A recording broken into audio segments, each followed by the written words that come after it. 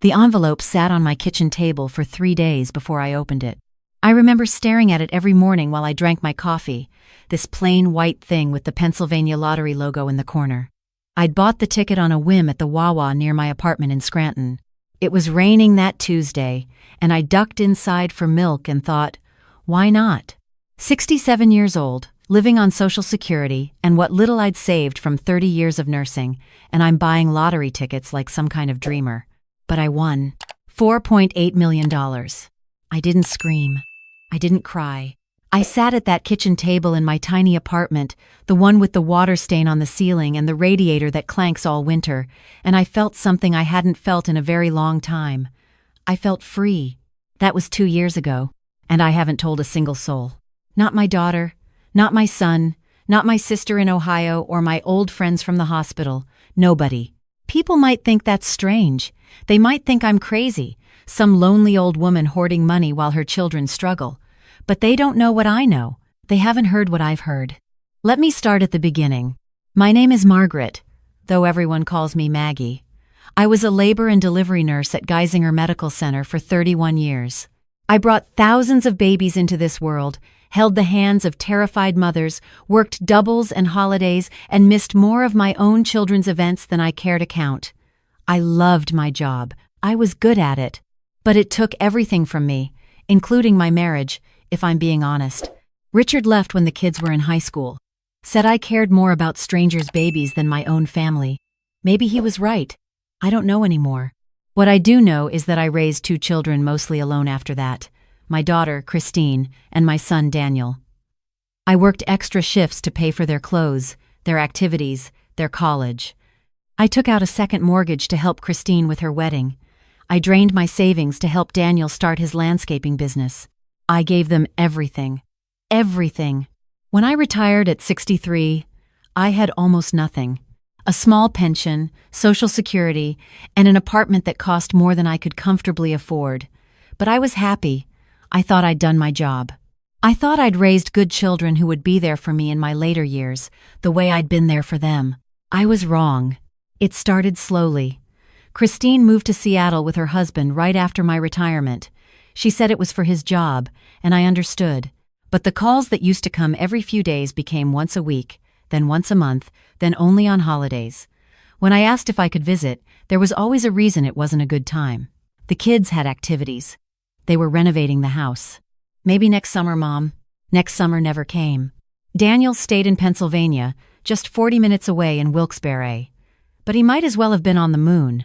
After his business failed, he blamed everyone but himself, the economy, his competitors, me, for not investing more.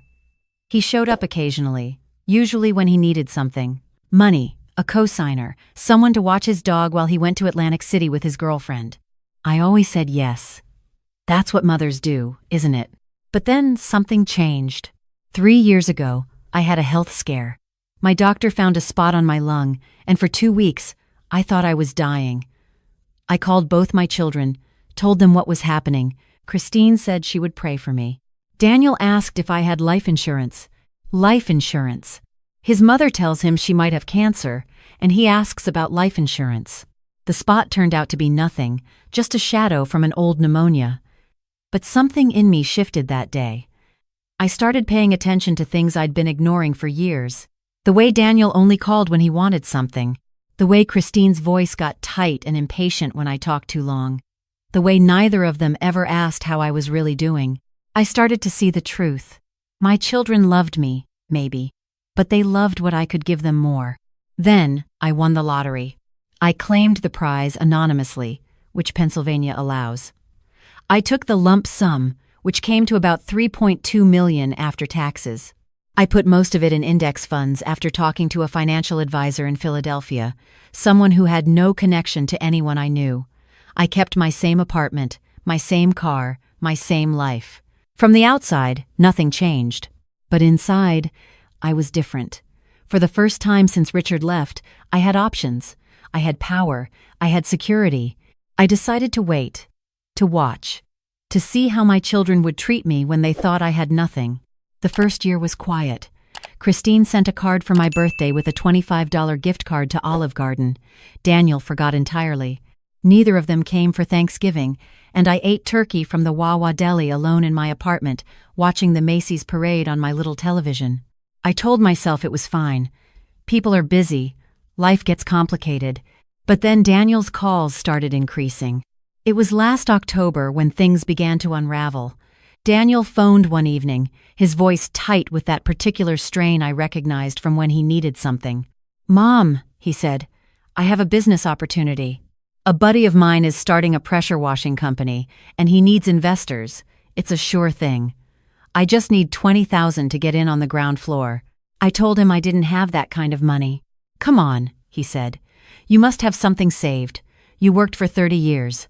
I told him my savings were gone, that I was living on Social Security and my small pension, that some months I barely made rent. There was silence on the line. Then he sighed. "Well," he said, "I guess that's that." He hung up without saying goodbye. 2 weeks later, he called again. This time, his tone was different, sweeter. He asked how I was doing, if I needed anything, whether I'd seen a doctor lately. It felt strange, this sudden concern, but I let myself hope. Maybe he was changing. Maybe he realized he'd been distant. Then he got to the point. "Mom," he said, "I've been thinking. That apartment of yours? It's too big for one person. And the neighborhood isn't what it used to be. I'm worried about you." I said I was fine. I'd lived there for 12 years and knew all my neighbors. "Yeah, but," he continued, "what if something happened? You're not getting any younger. I think you should consider selling, moving into one of those senior living places. They have activities, people your age. You'd love it." I asked why he was bringing this up now. "Because I care about you," he said. "And because, well, Christy and I need a place to stay. We're between apartments right now. If you sold and moved somewhere smaller, maybe we could use some of the proceeds to help with our transition too.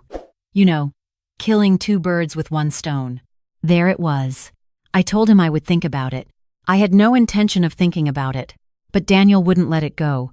He started calling every few days, always with the same message wrapped in different packaging. The neighborhood was dangerous. I was too old to live alone. Senior living would be so much better for me.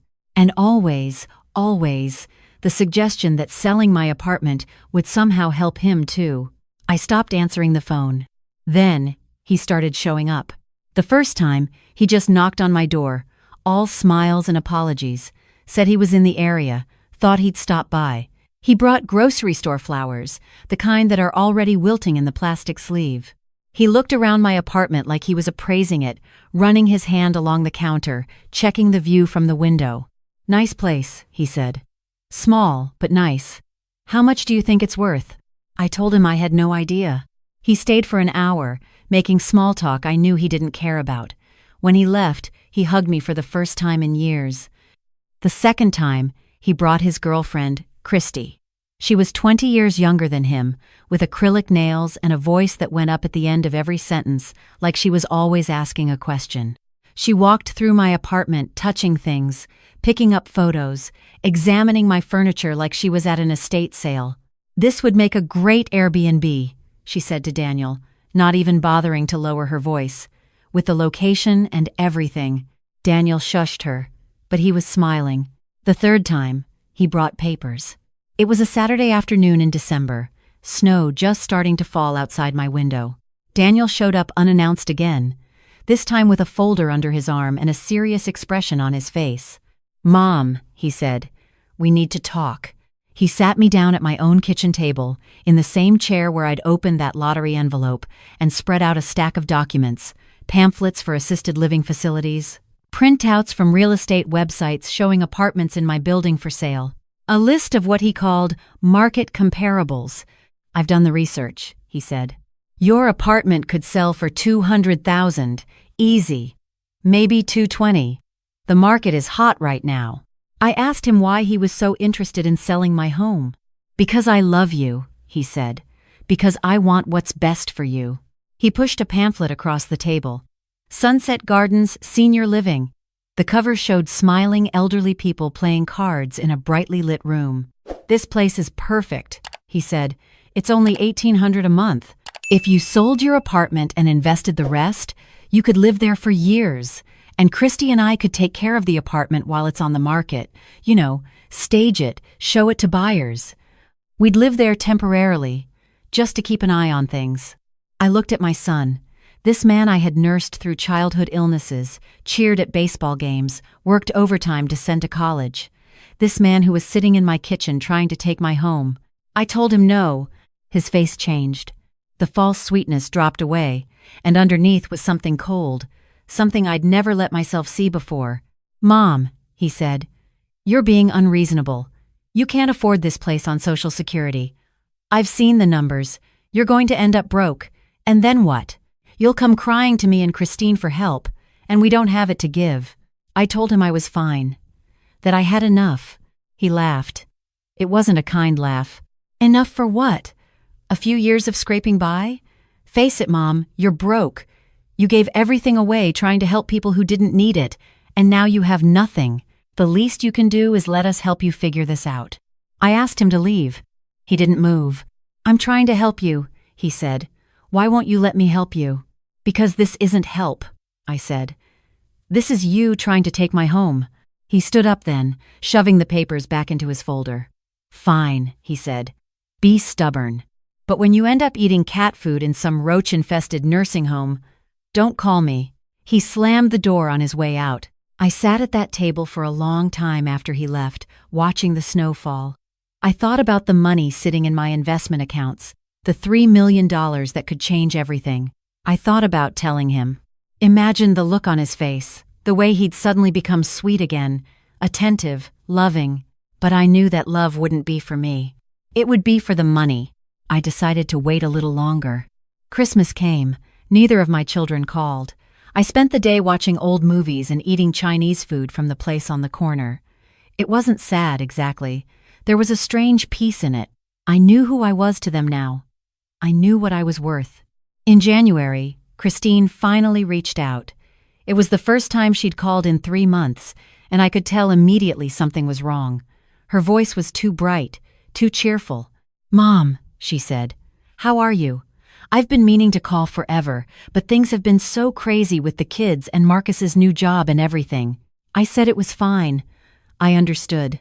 "Listen," she said, "Daniel mentioned he'd been talking to you about maybe downsizing, moving somewhere more manageable." I felt my stomach tighten. "He's worried about you, Mom. We both are. You're all alone out there, and you're not as young as you used to be. What if you fall? What if something happens?" I told her I was managing fine. "But wouldn't it be better to be somewhere with support?" she pressed. "Somewhere with people who could check on you?" "Daniel showed me this place, Sunset Gardens, and it looks really nice, really. And if you sold the apartment, you'd have money for years." I asked her why she was suddenly so interested in my living situation. There was a pause. "Because I love you," she said. "Because I want you to be taken care of." It was the same script, word for word. I asked her if she and Daniel had talked about this beforehand. Another pause. Longer this time. "We just want what's best for you," she said finally. I told her I appreciated her concern. I told her I would think about it. I told her I loved her and I hoped she and the kids were doing well. Then I hung up the phone and cried for the first time since winning the lottery. Not because they wanted my apartment. Not because they were conspiring behind my back, but because I finally let myself accept what I'd known for years.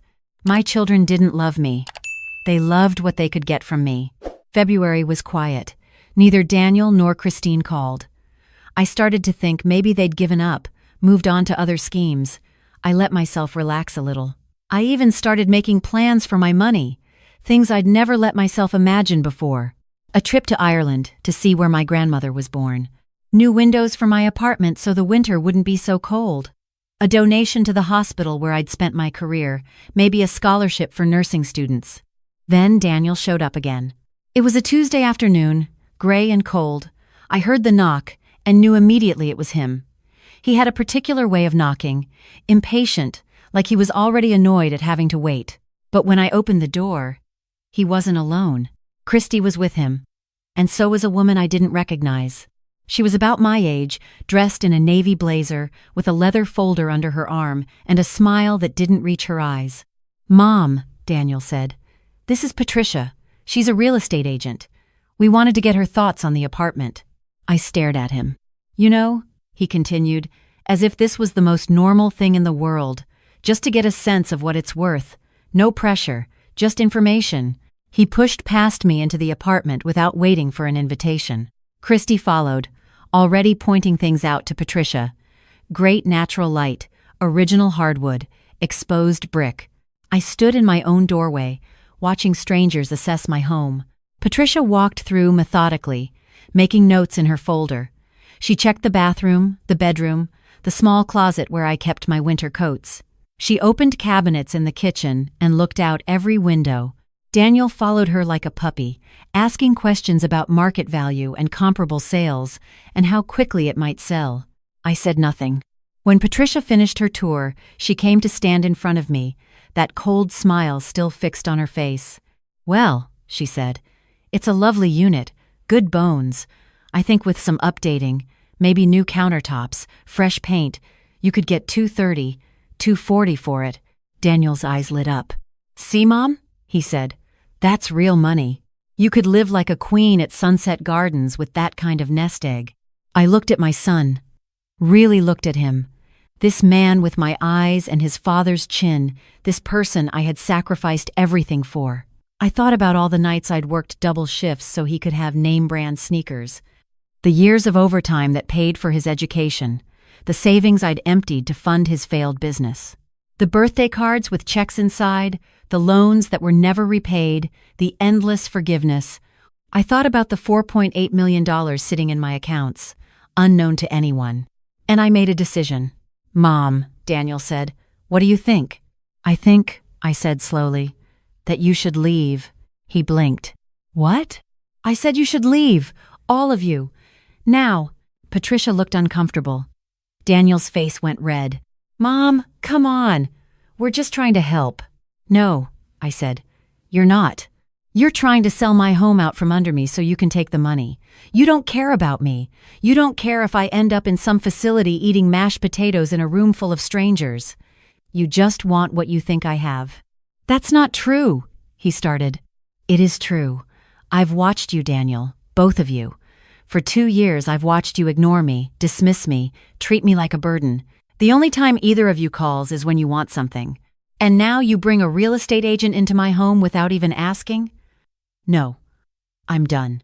Daniel's face twisted into something ugly. Fine, he spat. Be that way. Sit here alone in your crappy little apartment until you die. See if I care. I know you don't, I said. That's the problem. He stormed out, Christy trailing behind him. Patricia mumbled an apology and hurried after them. I closed the door and leaned against it, my heart pounding. Then I laughed. For the first time in months, I laughed. Because I was free. I didn't have to pretend anymore. I didn't have to hope they would change, that they would suddenly become the loving children I'd always wanted. I knew the truth now, and the truth had set me free. That night, I made myself a nice dinner. Salmon from the good fish market, roasted vegetables, a glass of wine. I sat at my kitchen table, the same table where I'd opened that lottery envelope, and I thought about my life. I thought about my mother, how she'd worked her fingers to the bone raising 5 kids on a coal miner's wages, how she'd always put us first, always sacrificed, always given everything she had. And I thought about how we treated her in her final years, parking her in a nursing home and visiting only on holidays because we were all too busy with our own lives. I wondered if she'd felt like I felt now. I decided to do something different. The next morning, I called my financial advisor. I told him I wanted to set up a charitable foundation, something for nursing students at Geisinger, scholarships for kids who couldn't afford school the way I couldn't afford school all those years ago. He helped me structure it, make it official, give it a name. The Margaret Ellen Riley Foundation for Nursing Excellence. I funded it with $500,000. Then I called a travel agent and booked a trip to Ireland. 3 weeks, first class, staying in nice hotels instead of the budget motels I'd always used before. I went in the spring, when the hills were green and the rain was soft, and I stood in the churchyard where my grandmother was baptized and felt something I couldn't name. Peace, maybe, or finally coming home. When I got back, I started living. Really living. I took an art class at the community college and discovered I loved watercolors. I joined a book club at the library and made friends with women who wanted nothing from me but conversation. I volunteered at the hospital, holding babies in the NICU the way I'd done for 30 years, and felt useful again. I even started dating. There's a man named Harold who I met at the art class, a retired accountant with kind eyes and a terrible sense of humor. We get dinner once a week and sometimes go to the movies. He has no idea I'm a millionaire. He likes me for the same reason I like him, because we're both a little lonely and a little hopeful, and we make each other laugh. Daniel and Christine don't know any of this. After the incident with the real estate agent, Daniel stopped calling entirely. Good riddance, I thought, though it still hurt in a way I didn't want to admit. Christine sent a text on my birthday, a generic happy birthday mom with a balloon emoji, and that was it. Neither of them reached out for Thanksgiving or Christmas. I spent both holidays with new friends from the book club. We cooked together, laughed together, complained about our children together. It wasn't the family I'd imagined having at this age, but it was family nonetheless. Then, 3 weeks ago, something changed. It was a Thursday evening, late. I was reading in bed when my phone buzzed, a text from Daniel. "Mom, I need to talk to you. It's important." I didn't respond. The next morning, he called. I let it go to voicemail. "Mom," his voice said, tight and strange, "please call me back. I really need to talk to you about something."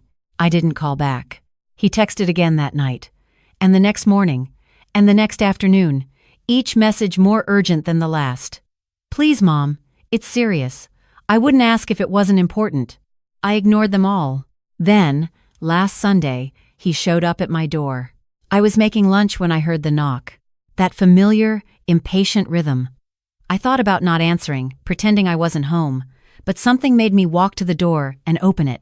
Daniel stood in the hallway, and he looked terrible. His face was pale and drawn, his clothes wrinkled like he'd slept in them. Behind him, lurking near the stairs, was Christy. "Mom," he said, "can I come in?" I should have said no. I should have closed the door in his face the way he'd closed me out of his life for years. But I'm still his mother, and some instincts don't die. I stepped aside and let him in. He sat at my kitchen table, the same spot where he'd spread out those real estate papers 6 months ago. Christy sat next to him, not touching anything this time, not commenting on the apartment's potential. She looked scared. "Mom," Daniel said, "I'm in trouble." I waited. I owe money to some people. A lot of money. I made some bad bets, some bad investments, and now they're coming to collect. "How much?" I asked. He swallowed. $80,000. I said nothing. "They're not playing around, Mom. These aren't banks or credit card companies. These are serious people. They've threatened to hurt me, hurt Christy." Christy made a small sound, somewhere between a sob and a whimper. "I need help," Daniel said. "I know I've been a terrible son. I know I've treated you badly, but I'm begging you, Mom, if you have anything at all, I need it now." I looked at my son, this man who had tried to sell my home, who had ignored me for months, who had never once asked how I was doing, never once called just to talk, never once treated me like anything but a source of funds. I thought about the $3 million in my accounts, the money that could make his problem disappear, the money he didn't know existed. "Daniel," I said slowly, "I'm going to tell you something I've never told anyone." His eyes widened. Hope flickered in them, and I saw the calculation begin, the mental math of how much he might get. "I've been watching you for 2 years, I said, "both you and your sister, watching how you treat me, what you really think of me. Do you remember when you brought that real estate agent here? When you tried to sell my apartment without even asking? He had the decency to look ashamed. Do you remember what you said when you left? That I could sit here alone until I die, see if you care?" He started to protest. "I remember," I said. "I remember every word, and I want you to know that I forgive you." He blinked, confused. "I forgive you," I repeated, "because holding on to anger doesn't help anyone. It just makes you bitter. And I don't want to be bitter, Daniel. I want to be at peace." "Mom," he said, "does this mean—" "But I forgive you," I continued. "Doesn't mean I'm going to help you. Not this time. Not anymore." The hope in his eyes died. "I've given you everything I had, Daniel. For years, I sacrificed and scraped and worked myself to the bone to give you and your sister every opportunity. And what did I get in return? Silence. Dismissal. You showing up only when you need money. Mom, please. I'm 70 years old. I've lived my whole life taking care of other people. My patients, my children, everyone but myself. And I finally realized that I deserve better. I deserve to spend whatever time I have left being happy, not being someone's emergency fund. Daniel's face hardened. So that's it? You're just going to let me get hurt? I'm not letting anything happen to you. You made choices, Daniel. Bad choices. And choices have consequences. That's something I should have taught you a long time ago. He stood up abruptly, his chair scraping against the floor. I can't believe this. My own mother. I know, I said. It's hard to believe someone might finally stop letting you take advantage of them. He stared at me with something like hatred. Then he turned and walked out, Christy scrambling to follow. The door slammed behind them, hard enough to rattle the pictures on my wall. I sat at my kitchen table for a long time after that. I thought about whether I'd done the right thing, whether a good mother would have saved her son, no matter what he'd done, whether I was being cruel or finally being smart. I thought about the money, the secret I'd kept for 2 years, and I realized something important. It was never about the money. Not really. The money was just a test, a way to see who my children really were when they thought I had nothing to give. And they failed. They failed completely, but I passed. I passed because I finally learned that loving someone doesn't mean letting them use you. It means having enough self-respect to set boundaries. It means understanding that you can't buy love, no matter how much you sacrifice. I haven't heard from Daniel since that day. Christine sent a text last week, something vague about hoping I was doing well, and I suspect Daniel told her what happened. She didn't ask for money, so maybe there's still hope for her. Maybe. Or maybe not. And I've made peace with that too. Last week, I went back to Ireland. Harold came with me this time, and we stood together in that churchyard where my grandmother was baptized. I told him everything, about the lottery, about my children, about the choice I made to finally put myself first. He didn't judge me. He just held my hand and said, "Maggie, you did what you had to do."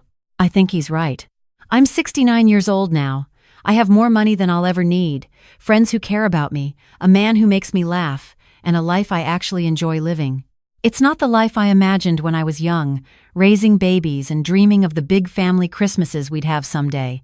But it's a good life, a peaceful life. My children might come back someday.